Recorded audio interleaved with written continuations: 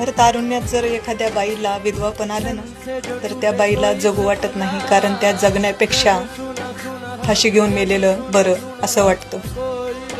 फक्त ती जगत असते, ती मुलांसाठी आणि आपला जीव जाळत असते, पण लोक तिचा विचार करत नाहीत. एखाद्या वेळेस जर ती नटली तर त्याच्या नटण्यावर लोक प्रश्न ठेवतात, कोणासाठी नटली असेल. पण हा विचार करत नाहीत की तिचाही जीव आहे, तिलाही नटू वाटत असेल. लोक किती काय विचार करतील हे काय सांगता येत नाही.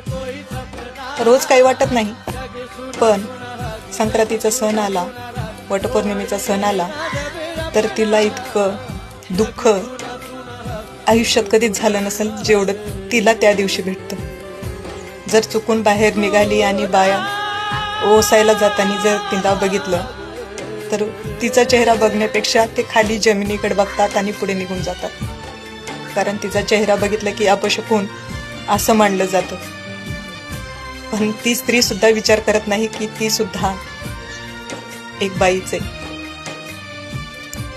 खूप अवघड असतं विधवापण जगणं, आणि विधवापणात जपून राहणं